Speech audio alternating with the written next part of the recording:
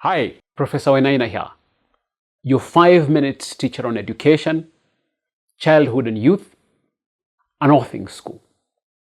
Welcome.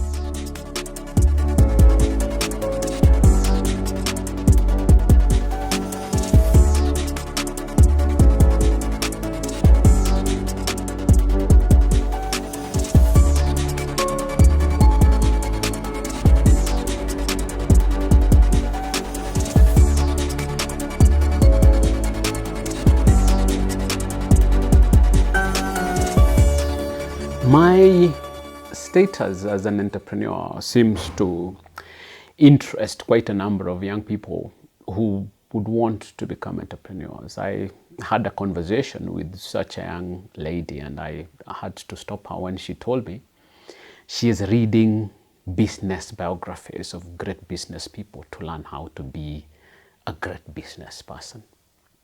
As a fresh graduate interested in business, you may be tempted, like this lady, to delve into business biographies, hoping to glean insights and secrets that will help you build a great business. The shelves of bookstores are filled with stories of successful entrepreneurs, their journeys and their triumphs. My experience is that while these narratives can be inspiring, they often offer little practical value in their actual creation of a thriving business. The truth is, if you want to learn business, you must do business. There are several reasons I think reading business biographies is often a futile exercise. This is what we call hindsight bias. Hindsight bias is the tendency to perceive events as having been predictable or inevitable after they have already occurred. This cognitive bias leads people to believe that they knew it all along, despite lacking prior knowledge or evidence, often distorting their memory and interpretation of past events. Business biographies are often written with the benefit of hindsight. They highlight the successful outcomes and smooth over the messy, unpredictable reality of building a business. This creates a misleading narrative that simplifies the complexity of entrepreneurship and downplays the role of serendipitous and other external factors. There is also what we call survivor bias. Survivor bias is the logical error of focusing on successful entities while overlooking those that failed, of course leading to false conclusions. This bias occurs when only the survivors are considered, causing misjudgment about the factors contributing to success and ignoring valuable lessons from those that did not succeed.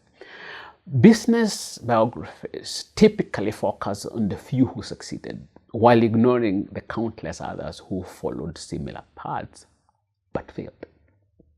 This survivor bias can lead you to believe that following the same steps will guarantee success, which is far from the truth.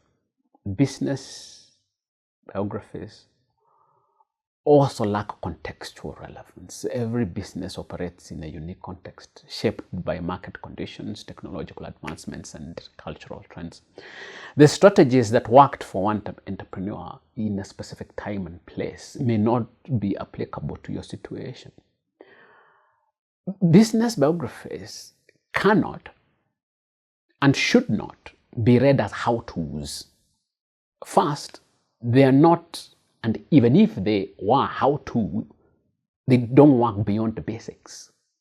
How-to guides are useful for procedural and mechanical tasks at the bottom of the productivity pyramid. However, building a business involves a higher level of cognitive skills, strategic thinking, innovation, leadership, and adaptability, which cannot be distilled into a simple set of how-to instructions. If you truly want to learn how to build a great business, there is no substitute for hands-on experience. You must start small and experiment and fail.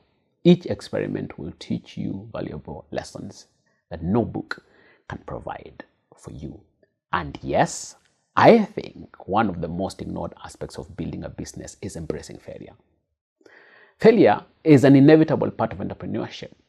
Rather than fearing it, view failure as a learning opportunity. Each setback teaches you what doesn't work, bringing you closer to discovering what does.